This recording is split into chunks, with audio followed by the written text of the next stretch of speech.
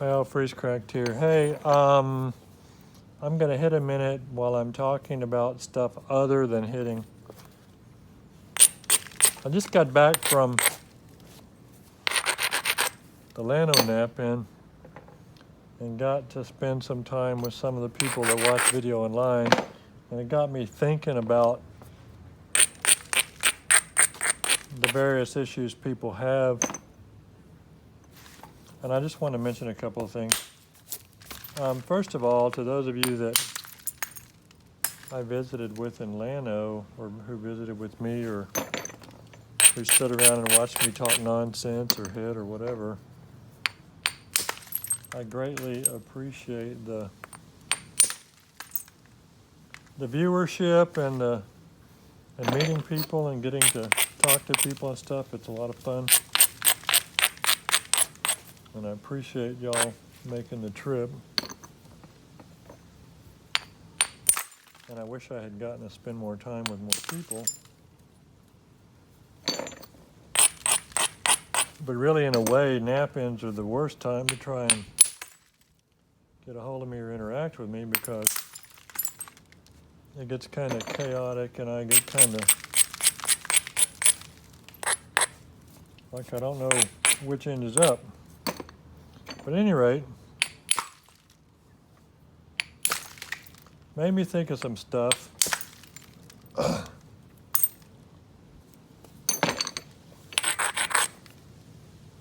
Some of which I may not have mentioned. I'm not sure if I've ever mentioned percussion-induced pressure. I mean, I know that I've shown loading up force on fluting platforms with a jig and then initiating the run with percussion. But I wanted to talk about, just generally speaking, trying to do a system whereby you're encouraged to experiment with putting more of a load on platforms pressure-wise as opposed to pure percussion. The reason is because I feel like some of the people who are having difficulty with results might have improved results if they do that. So what am I talking about? Well, on the simplest scale, this lousy technique that I'm using, where all I do is just hold the punch under my knee for indirect, works for me.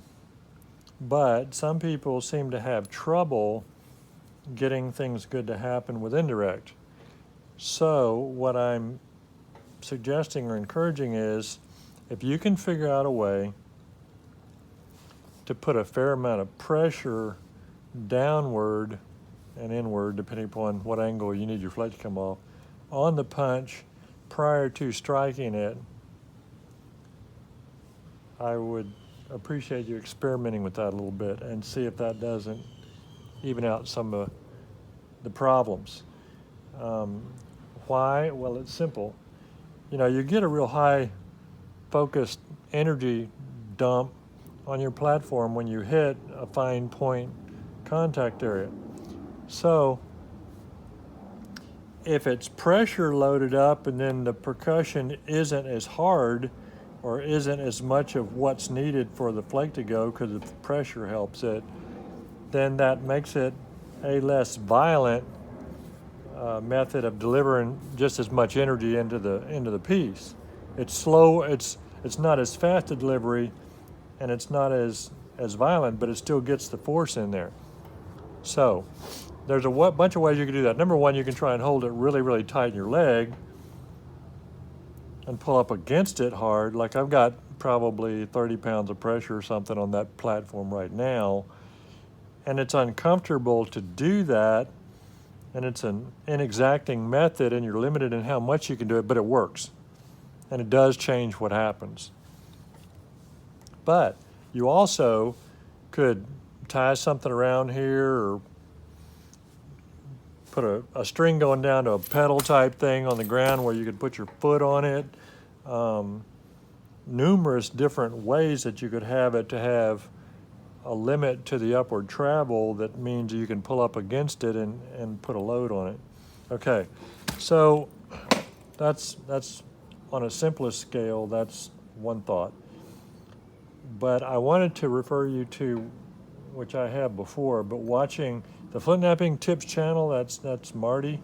He is a, traditional type napper, stone and bone and antler and ivory and that kind of stuff. But a lot of what he's doing is very insightful and demonstrates a masterful understanding of what it takes to skin these cats. And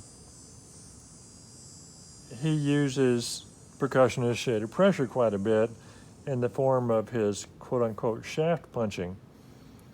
And what he's doing there is he's got, a long handle stuck in the back of like an antler punch, and one end of the stick goes like in the ground or up against something where it can't slide, and then the other end comes up under his leg and it's put on platforms. And of course he can vary the angle just like if it's a pure horizontal punch. It's not perfectly horizontal because it's coming up from down below, but you can adapt for that. But so then he has a somewhat infinite range of variability of how much pressure gets put on that based on how much he presses down with his leg against that shaft and bows it and loads up force on the edge. So if you need a lot, you get a lot. If you need a little, you get a little. If you need none, you don't have to push on it. And so it's kind of like a brilliant concept in my opinion.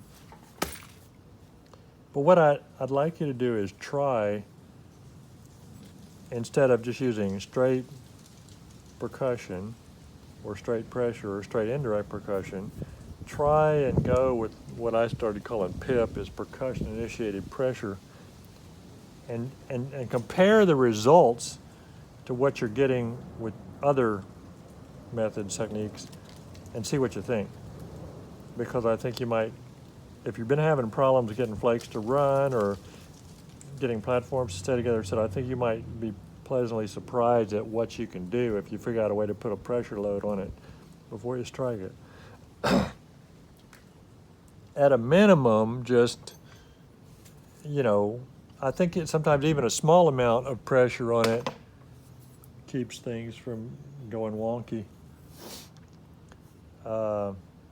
So that's one thing. Another thing that I thought about again is it just seems that too much gets lost in the big picture concepts with reduction, and people don't understand enough some of the finer little details of how to go about approaching reduction. For instance, I've mentioned before that if you hit a flake off a flat surface, what it does is it runs wide, it thins out, and at some point it hinges out. Why? Simple. There's nothing guiding it. Yeah, you may have hit it a particular direction, but it doesn't care. It follows, usually, ridges. It senses the higher spots, and that wavefront's propagating through there, and it senses the degree to which it's going to have trouble running into an area, and it avoids it. So when you have low areas, you have pressure on the face or something like that, it moves away from that. Higher edges like ridges, it likes that, and it stays underneath that and runs because it's easier for it to run with that fracture front creating I think it creates like pressure waves ahead of itself that have trouble running in some circumstances and seek the path of least resistance. So if you are trying to make a big wide biface, well, you need to thin the middle before you get the edges all tapered down and regularized. if you don't, then you need to be continuously creating. You use ridges to run big flakes in. Well, you're using them up. So if at the time you're using those ridges, you're not working off of the right location for your platforms and the right strength of your platforms and the right size and force of percussion and getting fairly thick flakes, well, it isn't just that one flake that doesn't run that well. It's that you don't create substantial additional ridges from running a flake for your next series. So if you got a bunch of great ridges and you take a bunch of thin flakes off low, weak platforms, little skimmers, well, okay, now you've used your ridges. You haven't created any more. You've got a relatively smooth surface and you're dead in the water. At that point, you have to thicken up your edge, get it, halfway between the imaginary center line and the face again, and space out and take some aggressive, probably isolate to get a little ridges, and then an initial ridge, a short ridge, but take some honking hits to try and get back some of those irregularities that may offend your eye but actually work very well towards allowing you to get at the middle. Here's an example of what I'm talking about. I was demoing at Llano, and I just picked up this piece. This is K County from Oklahoma, and I just picked up this rock and started whacking on it. And I was trying to be aggressive and hit hard and drive flakes a long way and make thick flakes. And so you can see this is quite irregular. It isn't pretty. This kind of goes down. This one's kind of going up. The angularity is there. This is all messed up. I drove some stuff into here, but I haven't come back the other way yet. I haven't taken off the deltas from this series and raised that up to undercut and take off these humps and stuff. But here's the thing. There's a lot on this biface that I can work with. I've got sinuous areas where I've got platforms below the center line in different spots, things that I can work with. I still have plenty of width, I still have plenty of length, and I can work this. I can do some stuff with it. I mean, right here is a setup where it's not pretty and it's not perfect, but I can definitely undercut all this humpy area here and drive a flake to about over in there off of that edge. As opposed to this thing that I was just hitting. See, these edges are closer to the center line. This is not getting far enough away from the center line. These are not thick edges, they're not strong, they're not highly isolated, and so it becomes much more of an iffy thing to drive those a long way. Can I do it? Yes, I can, but I have to use more skill and more aggression, but I also have to just modify things. So like this right here, not much of a ridge. There's a little hump.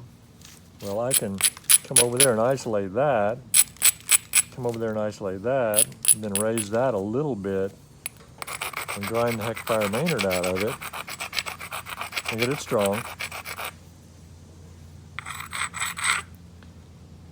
Now what I'm relying on is this is not a good ridge, but it's enough of a ridge to keep the flake kind of going that direction, but you'll notice this stuff spreads out. So what I'm going to do is I'm going to hit it hard, kind of high, and push on that a little bit and see if I can sink it. And see what happened? It fanned out kind of wide because it didn't have a very good guide, and in doing so it thinned out and then it just breaks off and hinges off. It would not have done that if I'd had a good ridge. So I was able to drive it far, but this is diminishing returns. You can get away with this if you've practiced it a lot and are good, but you're going to get in trouble a lot more often, and there's no reason to be fighting that battle this early when you still have that much thickness. All you have to worry about this early is not hitting a flake that's so low that it gets into where your final point is. Like on this. See, I've got an okay balance there. This is all funky, but there's a straight point in there. I just have to not get down into the straight point. Okay, so I'm gonna stop a second and come right back and continue this.